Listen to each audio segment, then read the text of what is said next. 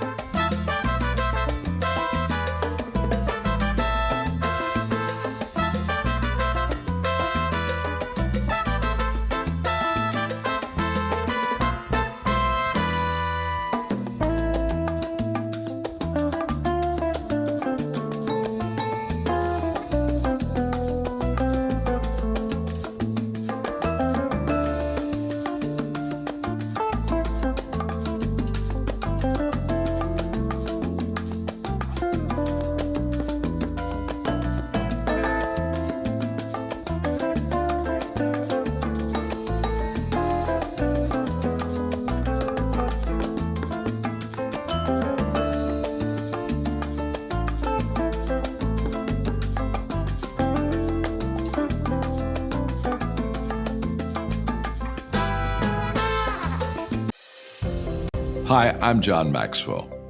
When the top companies in the world are looking for trainers, speakers, and coaches, there's one name that stands above the rest, and that's Maxwell Leadership. Our certified team members have gotten proven results for companies all over the globe, and our reputation, I'm proud to say, is second to none. Some of our members have risen to the top of their profession, including the one you're going to meet today. I proudly introduce you to my friend Bob Fabian Zinka.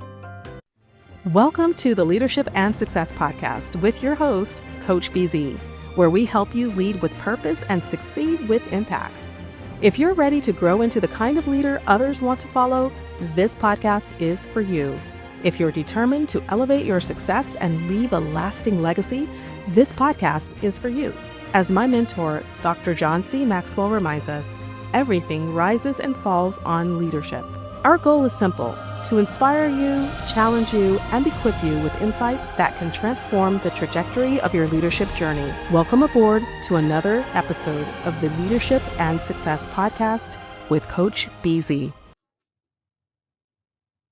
My name is Brett Erickson. I am a financial crime expert that has done a multitude of different things, including history with JP Morgan and Morgan Stanley, as well as involvement with the currently on the board of DePaul Business School, Seton Hall School of Diplomacy and International Relations, and Loyola University School of Law's Center for Compliance Studies.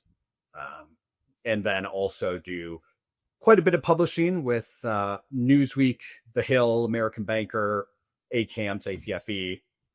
So cover a lot of recent events and almost always geopolitical, financial crime, or sanctions related. I mean, this is kind of the core of financial crime within financial institutions, banks, credit unions. And the reality is, with the increasing sophistication of financial crime, which is rapidly evolving, the ability for a bank necessarily to catch an individual is not going to be nearly as strong as when you're involving multiple different companies with multiple different reportings, and the federal agencies are able to put those together and create a more concrete visual of what's going on. So these suspicious activity reports are great because it just gives the banks an opportunity to really contribute and not feel, these aren't, if someone files a suspicious activity report, that client's not going to get arrested necessarily. It's not, a, terrible thing if a client has a suspicious activity. But when there's a pattern, especially as data aggregation and, machine learning is able to better decipher that data more effectively, it's becoming increasingly beneficial in the US and across the world too, to be using these suspicious activity reports to be able to catch these criminals. All right, ladies and gentlemen, thank you for joining us for another episode of the Leadership and Success podcast. Today, we have a very special guest, and as is our tradition here on the show, we're going to start with our moment of gratitude. So, the way we are going to get started, maybe close your eyes, put yourself in your very happy place right now, and kind of think about one thing you are truly grateful for in this moment. And for me, I think I am very grateful today to be a US citizen, to be an American, to live in what I believe is the best country in the world. We are not perfect. We definitely didn't start right in America with slavery and all of that. But we definitely had aspiring values, let me put it that way. And nothing quite like that has ever been put in paper when you look at our founding document. Because up to when America was born, really in the world, it was mostly kingdoms, whether in Africa, in Europe, in Asia. There were the few nobles who were very, very wealthy and had great privilege, and then there were the masses, there were the peasant, just the regular folks who were usually are not treating well, not with dignity, not with respect. But in America, they said, no, no, no, this kingdomship thing, we don't really want any of that. We believe that all men are created equal.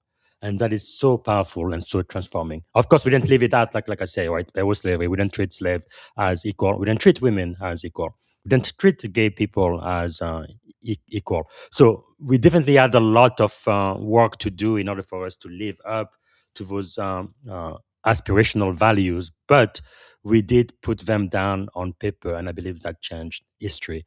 And each and every day I am in this country, it seems like we don't always move toward those aspirational values, but at least that is our North Star. And no, as far as I can tell, America is still the best country in the world, especially if we can all live up to our aspirational core value. Really having a multi-ethnic democracy. It doesn't exist anywhere else in the world. So I am really grateful for that. All right.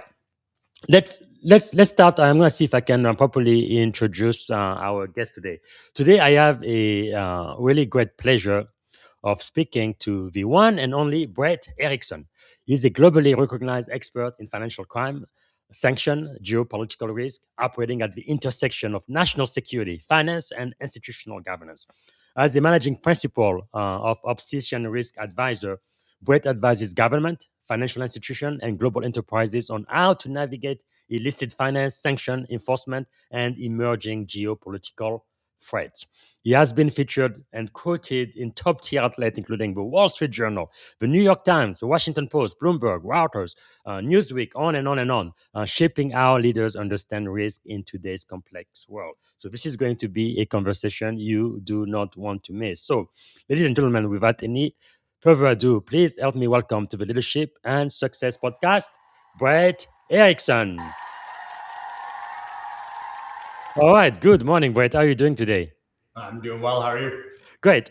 Really honor and privilege to have you here on the Leadership and Success podcast. Maybe to get started, what is one thing you are grateful for today?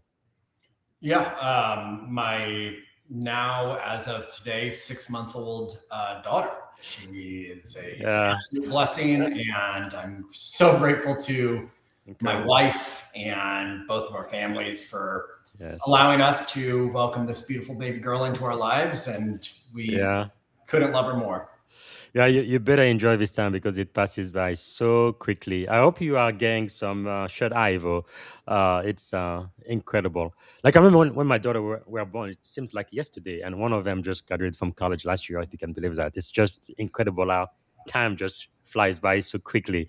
Uh, is there something about you that most people may not know when they first meet you? Yeah, I mean, I'm 28. So actually, sounds like right now we actually have some F-35s flying overhead. We're near Luke Air Force Base here in Arizona, so we have Wow.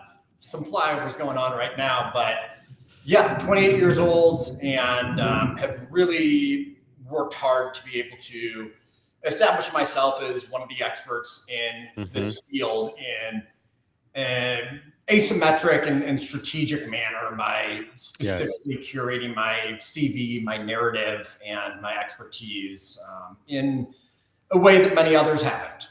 Mm. That is really quite interesting because of people who met you for the first time, right? Uh, how did your journey into financial crime, sanction, and geopolitical risk kind of begin? Yeah, so it's I went to college for finance and economics, and have just always been very focused on foreign policy, international relations, geopolitics, as well as Hmm. national security interests. But I think everything really accelerated. 4 years and change ago with the Russian Yes. invasion of Ukraine, it Hmm. really changed perception. I think for a long time there was a understanding that a traditional ground war was a thing of the past. I mean, there's always the flashpoint in the Indo-Pacific, but Yes. realistically, especially for Europe or the United States, really not that belief anymore for the most part. We had Hmm. World War II, we had Vietnam and Korea, and you know the Middle East, but not to that level, not to that scale, not where we're seeing Hmm. tanks and trench warfare and drone warfare now. Yes. It's just really accelerated everything, and we really got to see how Russia and world powers respond to economic warfare and Hmm. sanctions evasion and the increasing adaptations these countries and individuals make in order to circumvent that and be able Yes. to profit and fund their war machine. Mm. Really, really insightful. Was there a defining moment where you realized this is really the arena I want to operate in? Yeah, I mean, it kind of evolved over time. I've worked in financial crimes for JP Morgan and Morgan Stanley in the Hmm. past. And, for a long time, or I mean, for several years at least, I enjoyed the day-to-day life of the corporate world where I had quite an allotment of vacation time and Hmm. definitely was focused on maintaining income, looking forward to my next vacation, and then rinse and repeat. Yes. And I think that as the increasing adoption and acceleration of AI has really come into view over the Mm. last few years, I realized that there is a real threat to job security and you Yes. need to adapt or die. And I True. really plunged deep into career and professional development and really dove deep into my specific skill set and niche. Wow. That you had quite a foresight because some people they see what's happening around them, they look at the trends, but then they kind of freeze. They paralyze. They don't do anything. So why why do you think that is? People like you, they would actually move and be able to take advantage of the opportunity currently, and then others, usually the majority, they just let the opportunity pass by them. Yeah, I mean, because it's easy. It's easier to do what you're comfortable with. It's easy to stick with inertia. Mm-hmm. And it's much harder to invest in yourself, to open yourself up to failure, Yes. and really dedicate your time doing things that are hard compared to doing things that you might necessarily enjoy, or that are easy. So doing the hard things is not appealing to many, but that's where every successful person dedicates their Yes. time. I really like what you say, right? Open yourself to failure. I think that's probably one of the key because most people, they're like, I could do something different, but what if I fail? I remember my godfather used to tell me, but what if you succeed? Well, it's just a different way of looking at it. Insightful. Well, were there maybe some early mentors or influencer people that kind of help shape how you think about leadership and risk today? Yeah, I mean, the number one would have to be my father-in-law. Really, my dad passed away Sorry to hear that. 7 years ago, of just a sudden and massive heart attack, and Mm, he was the life of every party, yeah. and really was a wonderful father. But from a work ethic standpoint, he liked very much how I operated for a while. Look forward to Hmm. the next vacation, do the minimum required to maintain employment, and rinse and repeat. And Yeah. my father-in-law, owns a rock quarry, and Wow. does the nitty gritty work, and works in real estate development and land development, Mm, and is operating a rock crusher and Caterpillar yes. equipment. So very much a different approach. Up at 4 a.m. every day, Mm, working until late into the night, and just really gets after it. And I think that is a different perspective than what I grew up with. And it's hmm. very much inspiring to see someone live the hard work every single day. And that's Wow. certainly been an inspiration. Within my Wow. fields, I mean, there are plenty. Ari Redbird at TRM Labs does Hmm. great work. Ben Bartenstein at Bloomberg has done a lot of investigative reporting that have exposed these financial crime networks. Dustin Eaton, Yes. now at Tactile, has been a leading figure in the financial crime space for quite a while now, and there are far too many to possibly name. So, yeah, plenty of Wow. mentors in this lane. Well, thank you so much for sharing that, and I like the personal story about your father and your father-in-law. What did you think you really learned from both from their example? Yeah, I mean, from my dad, I mean, while the work ethic may have not been there, the joy of parenthood Yes. was evident at all times, through easy Hmm. times, through hard times. The joy of being a father was always there, always attending our events growing up, always supporting us, always cheering us on. Uh, Mm, and that's something that I hope to exemplify in my own life with my 6-month-old daughter. yes. And then with my father-in-law, just really seeing what it's like to be the provider, do the hard work, Hmm.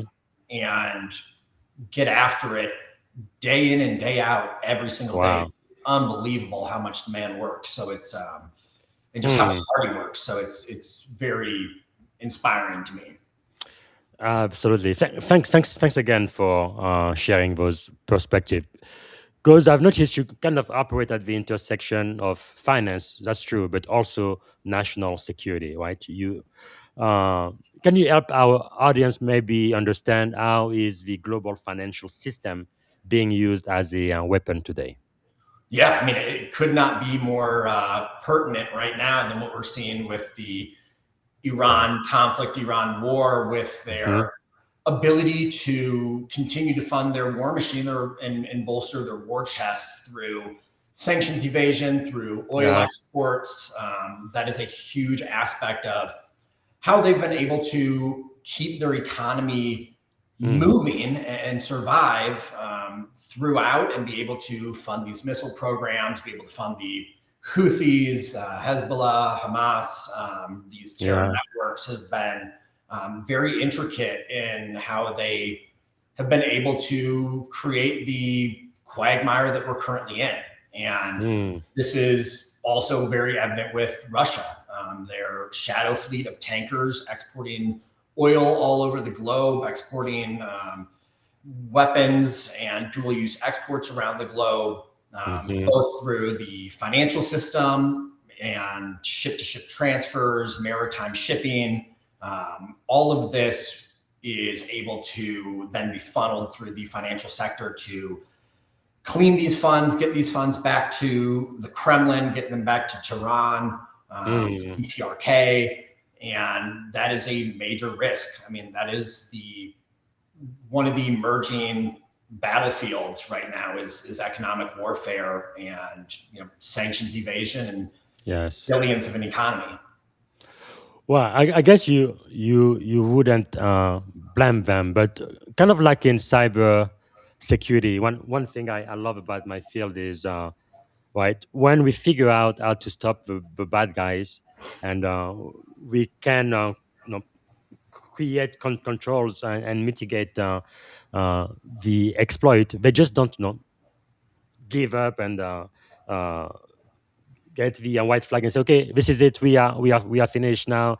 The good guys knows exactly how to stop us. No, they're actually going to find out another way to get to, if not to the system, to the user. So they just never stop. And now with AI, of course, they are using artificial intelligence as an offensive mean as well, which really, in many ways, I guess, it means people with my skill set that we're going to get job security, because they will always need to keep learning and keep figuring out new ways, right, of trying to block them. So it looks like in the financial system, that's exactly what happens whenever big government finds ways to stop them, and they find other ways to go undetected and still get to their goal. But now there is a words I have seen when I was doing research for this. You've talked quite a bit about economic statecraft.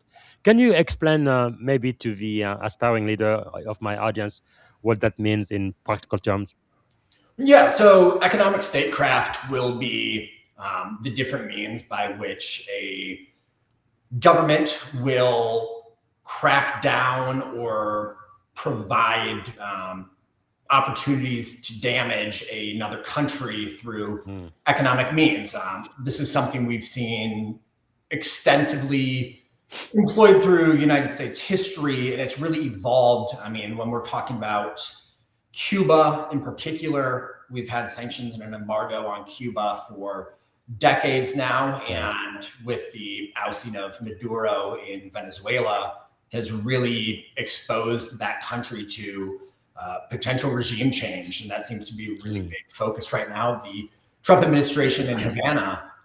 But also with tariffs, we've seen that take place with restrictions on dual use exports, which will be components that have both commercial and military purposes, as well as ensuring that countries aren't able to access the materials they need, semiconductors, things of that nature, and as well as very heavily sanctions to a large degree as it relates to Iran, Russia, the DPRK, China as well, various countries around the world, to be able to ensure that they are not able to maximize their revenue streams. They aren't able to source critical materials that they need for military use, and are able to leverage our financial system against their financial system.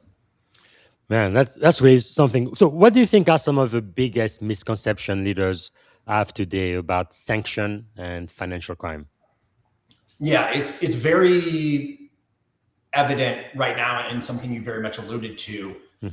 Criminals, nation states, transnational criminal organizations, they don't want to be caught. If something is being picked up, they are going to adapt and evolve.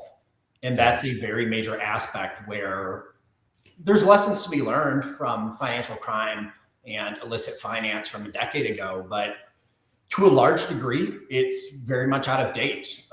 Nation states, the central illicit nodes in particular, when we look at Syria, Iran, Venezuela, Mexico, there's been so much geopolitical turmoil and changing in those countries that those countries that were used to launder funds to evade sanctions have been taken offline to a large degree over the last year and a half. And those networks, as you alluded to, they don't stop just because a barrier is thrown in their way. They adapt, they shift, they adjust. We see this a lot in Central Asia for trade between Russia and China. A lot of dual use exports and military components are flowing through Kyrgyzstan, through Kazakhstan, to be able to facilitate trade of military equipment between these countries, especially as Russia's war in Ukraine continues into a fourth year here. So the level of nation state involvement, it's not your local drug dealer trying to launder $30,000. Yes. We're talking about the Kremlin trying to launder $100 billion through cryptocurrency based in Kyrgyzstan. So the scale and the sophistication is so much more advanced than I think many people assume it is. And also, you mentioned cryptocurrency, which is now emerging tech. I guess with AI now, it's pretty amazing how they are able to use emergent technology in order to do their deed. And the other thing that I just thought about is, I guess the adage, follow the money. Would you give credence to it, especially in your field? Yeah, absolutely. I think that's at the very center of it, and how a lot of these illicit financial networks are deconstructed and torn apart.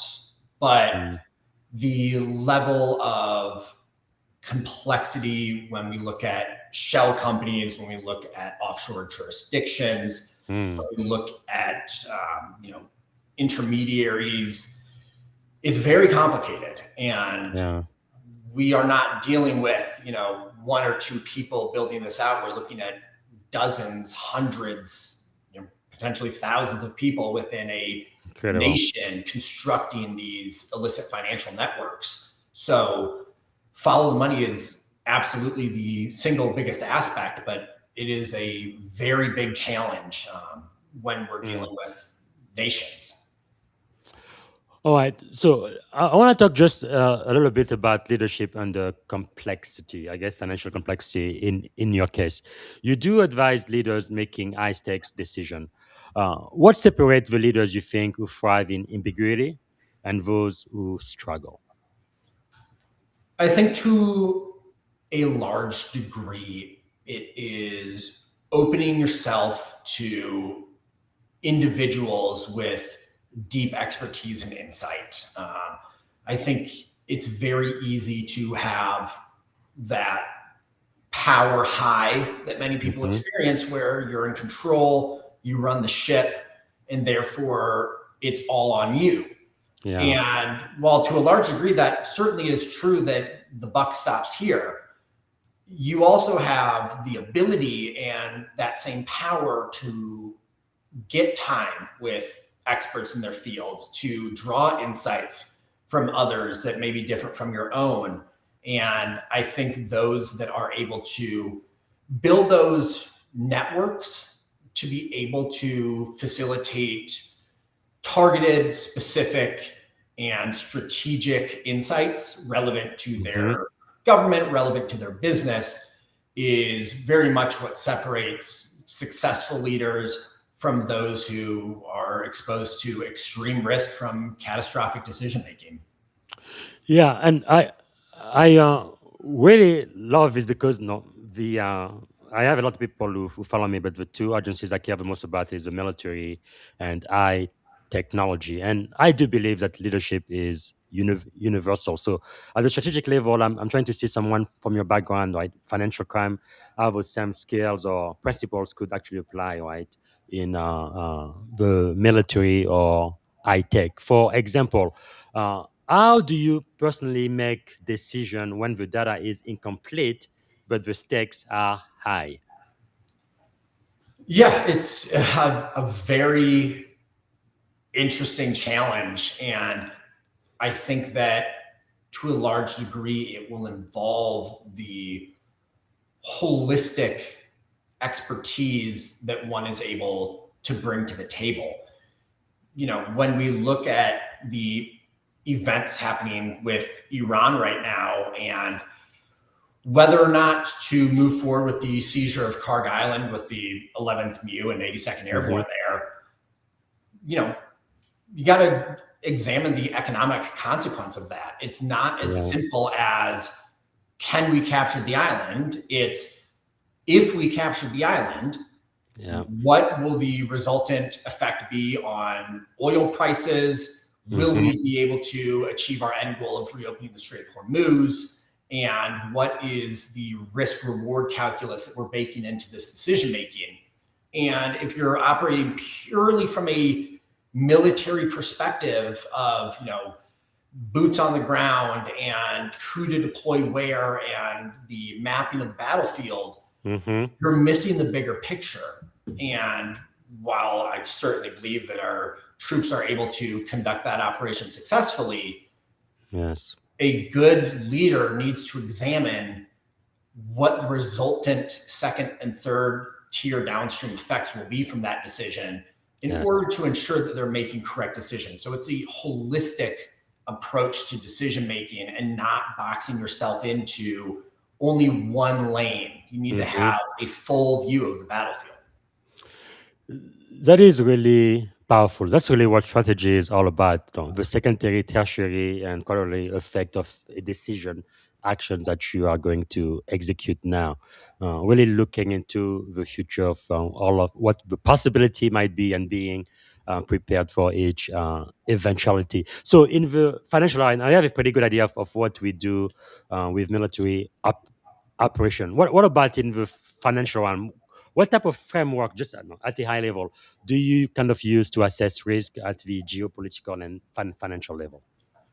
So a large degree will be legal exposure for companies specifically when we're looking at risk exposure. So whether or not they are in violations of sanctions, whether or not they are exposed to money laundering or fraud risk, whether they are making appropriate risk based decisions. So what I mean by that is we need to understand from a corporate and company level aspect, Hmm. profitability is a huge aspect. If you're trying to entirely remove financial crime risk, your best option is to close your company. Mm. Otherwise, you need to accept that there is going to be risk and you need to make decisions that are appropriate based on those risks. So, Mm. for example, if funds are originating out of North Korea, is that an appropriate risk to accept those funds or accept that transaction? Probably not. If Yes. those funds are coming from Australia, your risk is going to be much lower. So it's Hmm. making business decisions from a risk based standpoint. And I think that's going to be really critical for companies to be able to operate effectively in an increasingly turbulent and volatile geopolitical situation that we see right now. Thanks for sharing that. That is really quite insightful. And to kind of end this segment of the podcast, if you were talking to an aspiring leader in your field, because there is a lot of uncertainty, right? I guess you can probably predict what might or might not happen based on the trend, but you can be 100% certain. So, what would you advise an aspiring leader in your field who's kind of know about leading in uncertainty? especially now in the 21st century?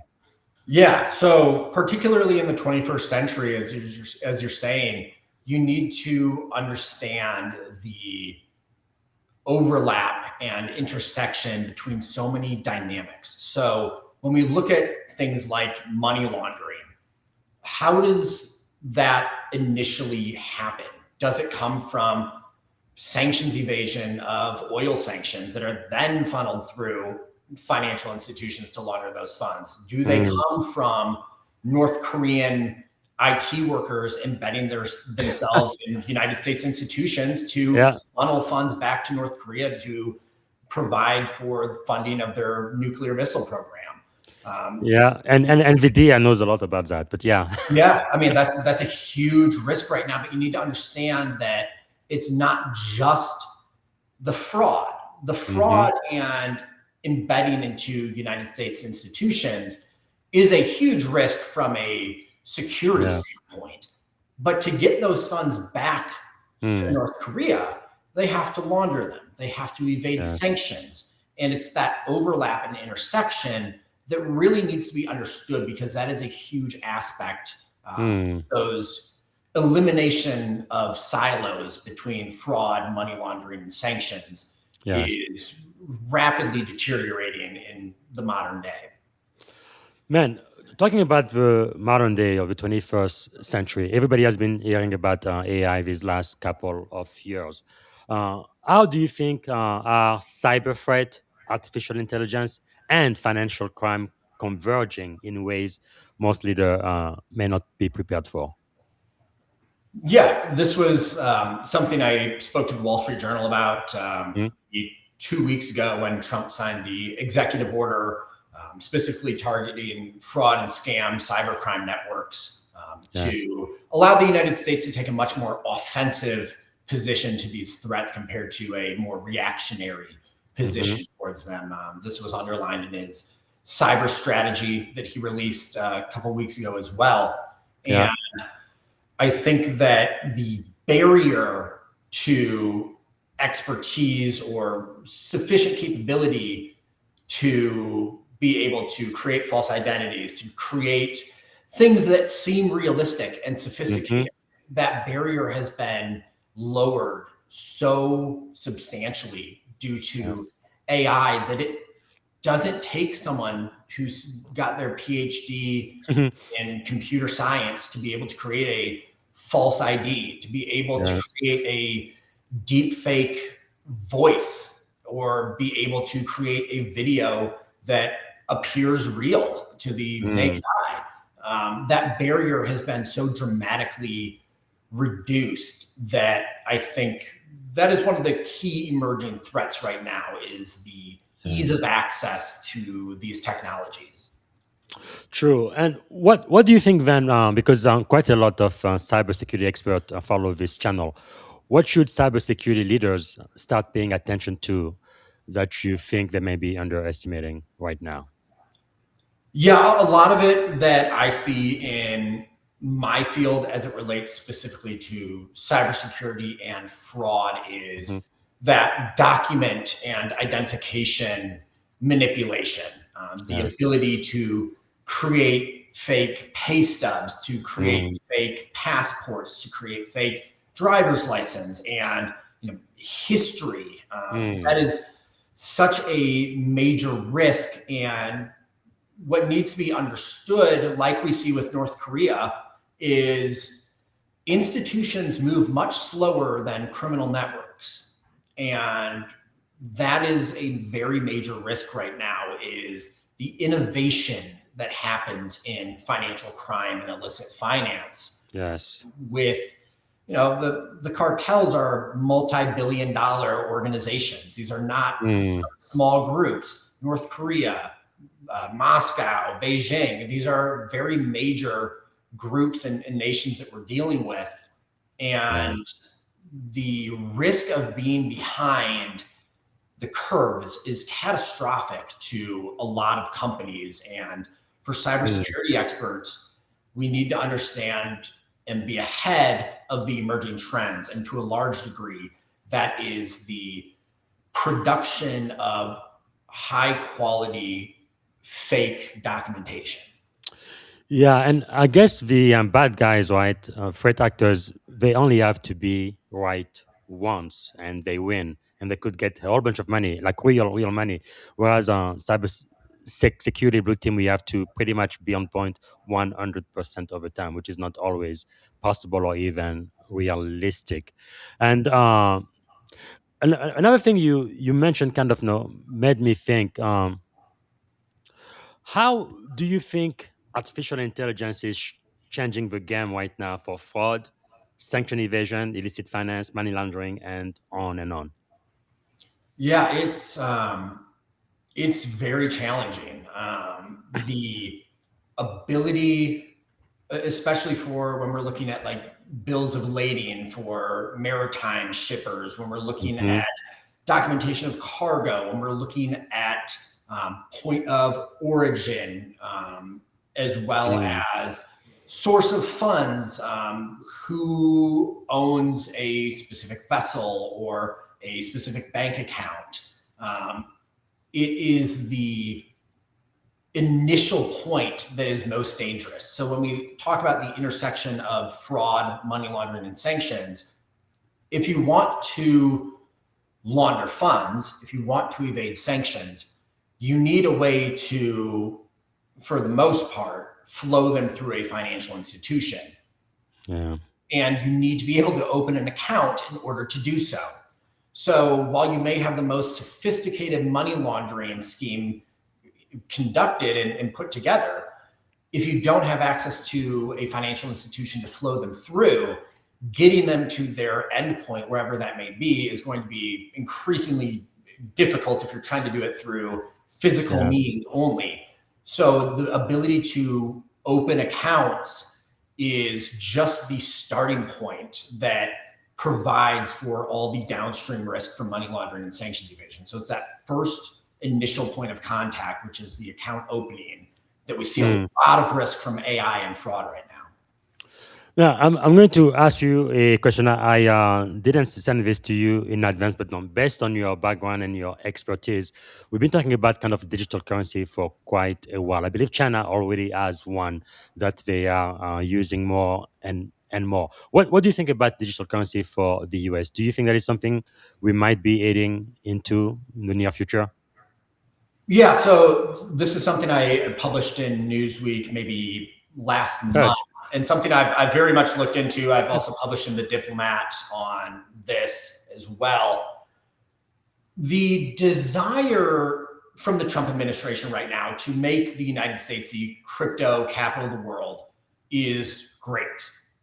The United States should be the capital of everything right now. That should be the goal, that we are the best in everything.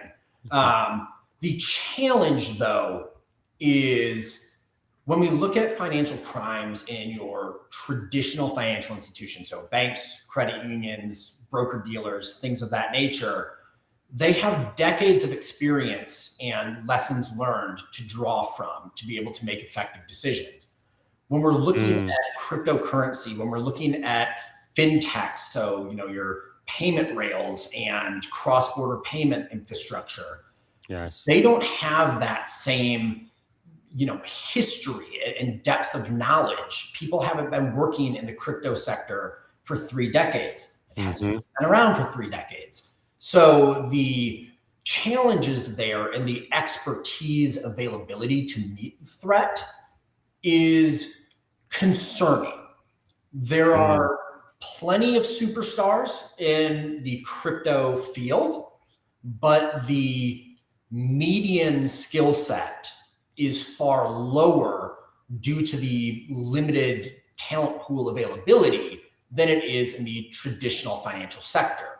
There's far more people to draw from when you're looking at a standard deviation. You're going to have your first, second, and third standard deviations, and in your third standard deviation, you're going to have 1% of yes. people. But when you're drawing 1% from 10 million, you have far more outliers than you do when you're drawing from a talent pool of 100,000 people. So Mm, that is a big aspect that I think needs to be taken into consideration as Western countries push for the adoption of cryptocurrency, are we actually able to meet the threat environment in a way that does not leave us susceptible to massive amounts of illicit financial flows? Wow, that is really quite powerful. Let me ask you this then: what keeps you up at night? I think right now, a big aspect is Russia and Iran. Yes. We are dealing with countries that are slaughtering, thousands of people a day, that are holding the global economy hostage. And we need to be able to crack down on their ability to evade sanctions, to utilize their shadow fleet of oil tankers, and be able to launder those funds in a way that continues to allow them to conduct these operations, fund these terrorist groups. And that is really concerning, because we are seeing a geopolitical landscape that is evolving at a rate that we have not seen since World War II. Wow. When we look at Bashar al-Assad being ousted in Syria, when we look at Maduro being captured in Venezuela, El Mencho eliminated in Mexico, when we look at the Ayatollah being eliminated in Iran, there is so much change, and especially with Cuba on the horizon too, there's so much change happening right now that these illicit finance networks are going to adapt, and we need to make sure that we're not behind the curve right now, and I worry that we are. Yes, that's very insightful for you to mention that. Okay, it looks like we only have about 15 minutes left. Man, I could be talking to you for hours and hours. You have so much wisdom and really knowledge and expertise in this subject. And really, right now, I mean, going forward, this is really going to be key. Especially how they intersect with, I believe, national security with everything else you do. But I always kind of like part of why I do this show, I want to help develop the future leaders. No, for me, the military and high tech. No, I guess people like you in the financial industry. What you've let me put it this way: you have built one of the most visible and credible voices in your field, and like you say, you are relatively young, and you've done an excellent job with your branding. For a young person, maybe going to college right now, about to graduate, and they want to be basically the next version of you, what advice do you have for leaders who want to build a personal brand, publish thought leadership, or influence at the global level, the way you are at such a relatively young age? So the biggest thing that people need to understand is that everyone accrues tenure at the same rate. Staying alive and staying in a seat is not going to set you apart from your peers. Yes. If you are wanting to accelerate your expertise, set yourself apart, you're going to need to do something different than showing up to work every day and doing what everyone else is doing. And that can be done a lot of ways. There are certainly considerations for individual financial situations that will need to be taken into account, but the ability to pursue certifications in your field, whether that's for mine, the certified anti-money laundering specialist, or the certified fraud examiner, or if you're a financial advisor, a certified financial professional, or cybersecurity designations. There's ability to get those, and it's what we talk about with, you need to be willing to accept failure and accept challenges. You may not pass the first time. You may not pass the second time. If it takes you 8 times, you're still further ahead than your colleague who never started. And that is a huge differentiator in a world where I think what needs to be understood is, when you're applying for roles, when you're wanting to get promotions, everyone is incentivized to paint themselves in the best possible light in order to get the job, in order to get the promotion. So what someone says on their resume, what someone says on their CV, I don't put stock into. if I can't verify it, it's worthless. Yes. Every Mm. single employee was in the top 5 percentile of their company performance. Unfortunately, that's not possible mathematically, but everyone is going to paint themselves in the best possible light. Yes. Prove it. So if you Mm. can have a certification or a license or a publication, a quote, a board or committee, a lecture, all these different areas that one can provide tangible proof of expertise and skill set, that I think is critical to being able to set oneself apart from their peers. Mm. That is really, really powerful. Let me ask you the $1 million question. First, do you have time to sleep and eat? Look at all of the credentials you have, and even more. It's like, where do you find the time? It's I'm very busy. It is certainly Wow. accelerated due to recent events as well. Yes. Um, but I mean, this is just what I do. Like it's I'm genuinely passionate about it. I Yes. I care about it and I'm interested in it. It's not simply a means to pay the bills. Mm-hmm. And I think that's very important. I just don't feel like I am obligated to work as much as I do, to pour myself into this field as much as I do. I Mm. do it because I'm interested in it, I'm passionate about it, and I care about the Yes. ramifications that come from it. And Powerful. I think that is a huge aspect of how I'm able to accomplish things at such an accelerated speed. Yes. That is so powerful. And I think in pretty much every field, people always ask, what is your time management secret? Because there is always so much to do and little time to get it done. How do you prioritize things? What do you think is your secret in that Yeah, arena? I'm a very obsessive person. I am able to sit down and hyperfixate on something Wow. at a rate that many others couldn't. When we look at the certifications that I have, Hmm. the CAMS is supposed to take 2 to 3 months. I pass it in 3 days. The advanced Wow. CAM risk management is supposed to take 2 to 3 months. I did it in under 48 hours. Wow. It's the speed and ability to So hyper fixate and obsess over something focus.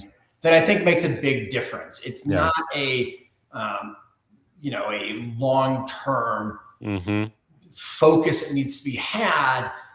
It's I'm going to put in 18 hours for the next 2 days into this. I'm going to Mm. absolutely obsess over this, and then I'm going to take the examination, pass it, and move on to the next thing. Wow. And I That's think really that powerful. that hyper focus and Mm-hmm. obsession and just ability to really dig deep into very specific topics is really critical to being Mm. able to manage time. You have to be able to obsess and then you have to be able to Yes. step away. And I don't think you can Mm. do that working 7 hours a day, 5 days a week. I think sometimes it takes 15, 16 hours a day Yes. for 2 to 3 days, and then maybe 1 to 2 hours of really hard work for the next couple days. I think there needs to Mm. be an imbalance to be able to get to the level of knowledge and intensity that is required for some of this. That is really really powerful, and I think this could help anybody who's listening, especially those trying to become an expert in their field. I'm really so I was so excited to talk to you because most people they think, well, I'm just started. I am a novice. But the truth is, everybody who's an expert today, including you, at one time you were a novice in your field. You didn't know anything. But then, you put in the time, the work, and now you are the expert everybody is looking up to. So that could happen to the young people who are watching and listening right now. You can become an expert as well. 5 years from now, you're going to be 5 years older, but you might become an expert in the field of, let's say, what, 60, 10,000 hours? That's about five years on average to become an expert in almost anything. So if you really focus, right, you talked about passion and you talked about prioritization. If you do those things, eventually, 5 years from now, not only are you going to be older, but you are going to become an expert as well, or you could be. Powerful, powerful. Okay, we are quickly running out of time. I do want to take a question from the audience. Daniel from Orlando, Florida says the age of financial conflict, what does good institutional governance actually look like, and how do board avoid the governance failure we keep seeing in enforcement cases? Huh. Yeah. So a large aspect that we see is something referred to as tone from the top.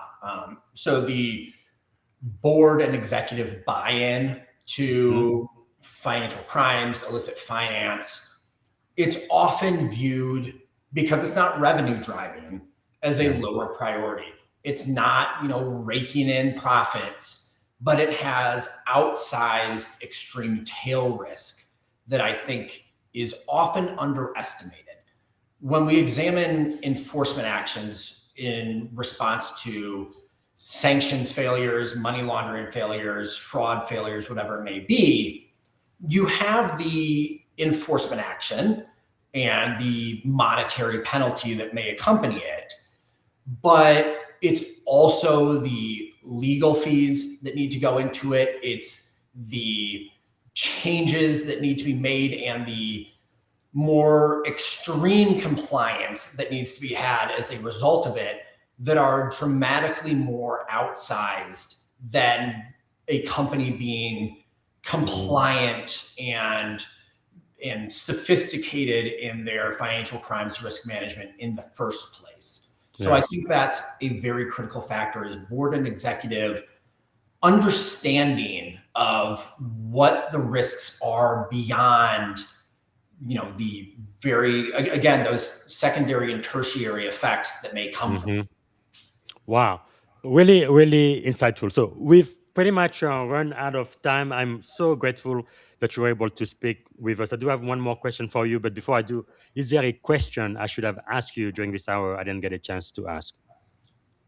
No, I mean, I think you covered it very well. It's the complexity and speed of evolution within Hmm. financial crimes and illicit finance due Yes. to the tie-ins to a geopolitical landscape that is evolving faster than we have seen in decades. And Hmm. I think that many companies and many governments are behind the curve on this and are constantly looking at what is only immediately in front of them Hmm. and not what the further ramifications will be. True. All right. We are coming toward the end. And what can my audience do to give back to you? Yeah, so follow me on LinkedIn. I post pretty frequently on there. You can find me all over the internet, in different outlets. I also have a new X or Twitter account. Uh, Unfortunately, as much as I hate to do it, it needs to be done apparently. So building that up, but LinkedIn is primarily the best way to find me, as well as at obsidianriskadvisors.com. Well, thank you. Thanks so much. If I may ask, every time I get a question from the audience, I really want to ask it because when I started this about 5 years ago, it was just me, myself, and I. No, nobody was listening, nobody was watching. But Daniel, I had another question just briefly before we go. This is going to be the last question. It says, in an era of economic statecraft where the global financial system itself is weaponized, how do we architect human firewall that can withstand the psychological, ethical, and professional pressure of geopolitical conflict, especially for leaders on the front line of sanctioned cyber and financial crime? I think this is a great section to end with because there is always that human element, right? Even when we talked about the Jeffrey Epstein, the Epstein file, there was a way he was still able to make a whole bunch of money fraudulently, but he had to work with banks. So there was a human being at the bank who kind of knew something is shady here, but they looked the other way on purpose because of the money they were going to make commission or whatnot. So there is that part of us that is very human that could be tempted, right? You could make a lot of money. How do we resist that temptation when we know that something fishy might be going on and we need maybe more control and more investigation? Yeah, this is a very challenging and nuanced question that I think is really important because, Mm. again, what we need to understand from a corporate landscape environment, again, is companies need to be profitable. If you're Yes. wanting no financial crime, you are operating in fantasy. You need to be able to make educated and nuanced decisions in the gray area. I think Yes. the anti-financial crimes field itself has a generally higher standard for morals and ethics than maybe more revenue driving fields where there's you know directly monetary incentive to bending the rules. Mm-hmm. But even still, the anti-financial crime space, you deal with really horrible topics: human trafficking, drug trafficking, people Yes. whose entire life savings have been taken away by fraud and scam networks. And that's a really tough thing to navigate in Mm-hmm. day to day. So having people that you can talk to and rely on is very important, as well as Yeah. ensuring that you are aligning yourself with an institution that you genuinely believe operates in an ethical manner.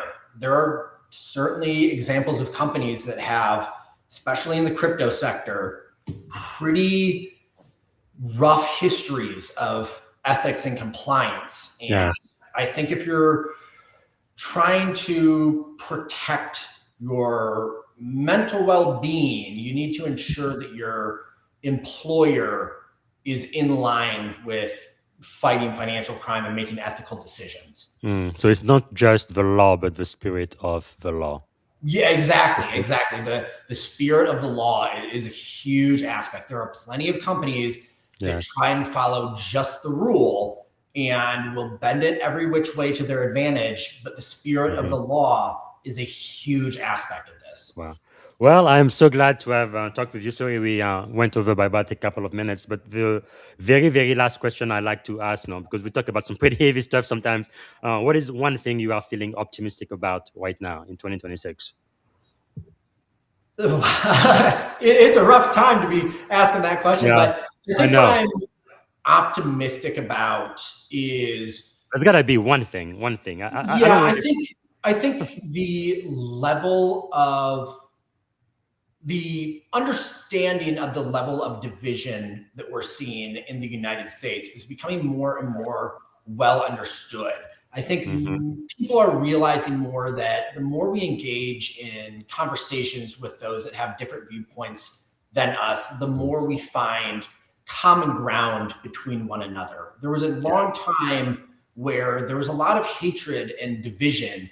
And I think Mhm. that gap is closing as we become more aware of this divisiveness.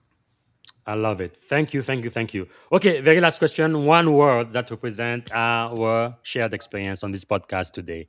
One word, and that's it.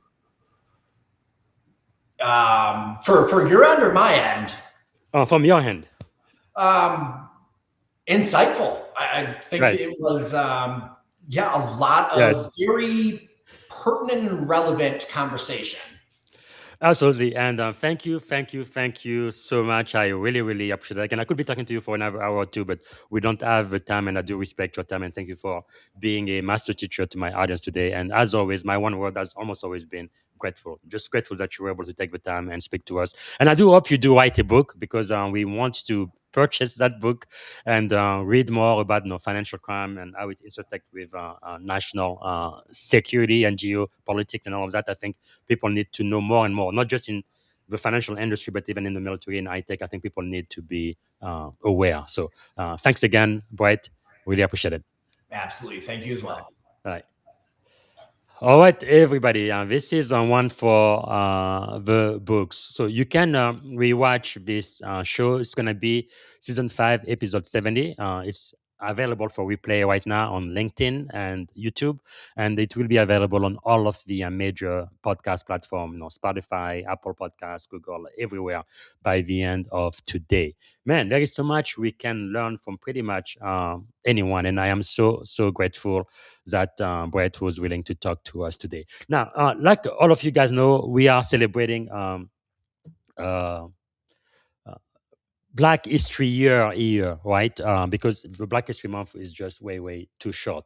So for one thing, and you can find that out on my LinkedIn post and read more. But today on March the 26th, let me see. This was in actually just 1 second. I posted it on my LinkedIn page yesterday. I kind of like to do two quick vignette on Black history.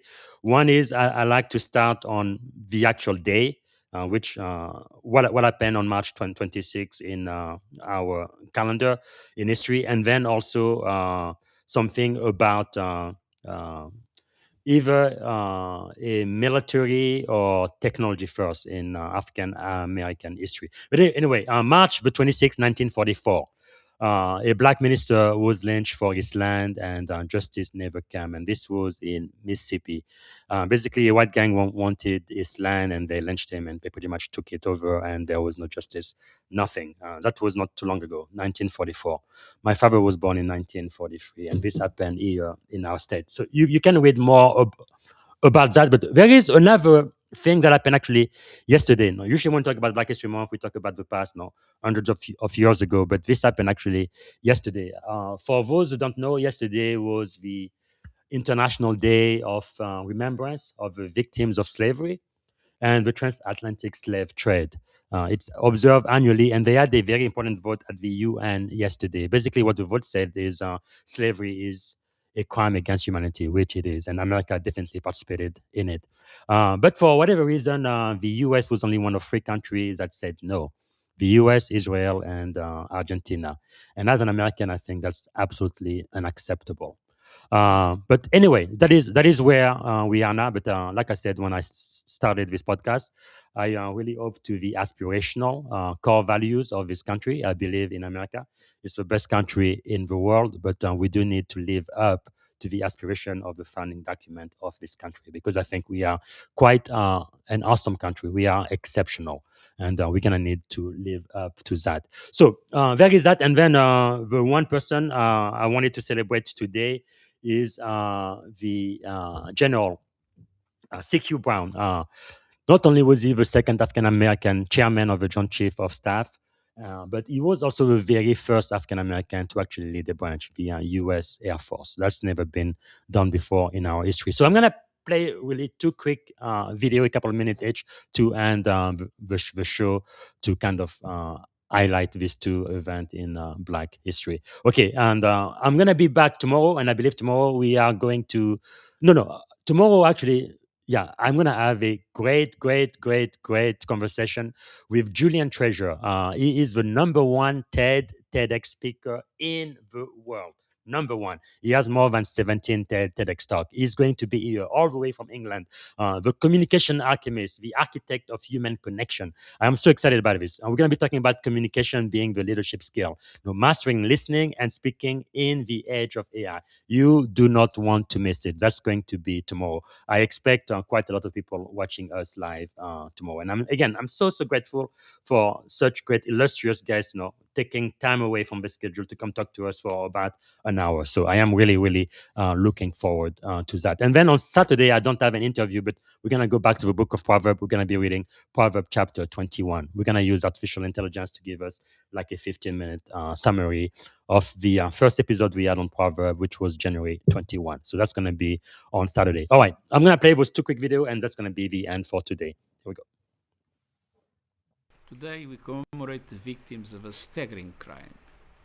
Millions of people stolen from their families and communities in Africa, trafficked across the Atlantic, and if they survived the journey, enslaved in the Americas. Millions more were born into bondage, brutally exploited for their labor, and denied their basic humanity. We honor their quiet resilience and courageous acts of open resistance. This global order prevailed for over 400 years and haunts our world even now. In systems and institutions shaped and enriched by chattel slavery, in social and economic inequalities rooted in past injustices, and in biases that permeate our culture and impact us all. On this International Day of Remembrance of the victims of slavery and the transatlantic slave trade, we are called to confront these legacies. by rejecting the false narrative of racial difference and the ugly lie of white supremacy, by dismantling racism online, in the media, in schools, at work, in politics, and within ourselves, and by working for truth, justice, and repair. I welcome the initial steps by some governments to address the consequences of slavery, but far bolder actions by many more member states are needed, including commitments to respect African countries' ownership of their own resources, and steps to ensure their equal participation and influence in the global financial architecture and the UN Security Council. Together, let us commit to a world where all people live and thrive in dignity. Ghanaian President John Mahama has received overwhelming support from United Nations members to recognize the past transatlantic slave trade as a crime against humanity and the need for reparations for African nations. A resolution on the matter was introduced on Wednesday at the General Assembly in New York. It received 123 votes in favor, 3 votes against. They were Argentina, Israel, and the United States, while 52 countries, mostly European, including the UK, Portugal, and Spain, all abstained. This is when the vote actually took place. Resolution A/80/L48 entitled Declaration of the Trafficking of Enslaved Africans and Racialized Chattel Enslavement of Africans as the gravest crime against humanity. Will all delegations confirm that their votes are accurately reflected on the screen?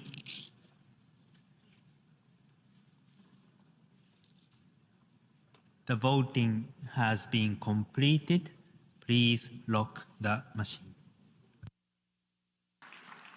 The result of the vote is as follows. In favor, 123, against 3, abstentions 52. Therefore, draft resolution A/80/L48 is adopted. Folks, as we said, the 3 countries that actually voted against this resolution were the United States, Argentina, and Israel. Ghana's President Mahama spoke about the transatlantic slave trade earlier today. Your Excellency, Secretary General of the UN. You've spoken openly and passionately. Recently, you spoke at Shaw Air Force Base about the Tuskegee Airmen. What is it you want, as people look at you and your experience, what do you want us to know and think about? Opportunity. I think all I've ever wanted throughout my Air Force career is just an equal opportunity to compete. I don't want to be advantaged or disadvantaged based on my background. I want people to look at me as CQ Brown, as an F-16 pilot, the best F-16 pilot I could be, as a senior officer, the best senior officer I can be, and not judge me based on the color of my skin, but judge me on the merit of my capability. And I think that's what all of our service members want. They just want an opportunity. But we also got to realize that young people only aspire to be what they see, and through that process, we want to look up and see somebody who looks like you. And throughout my career, that has not always been the case.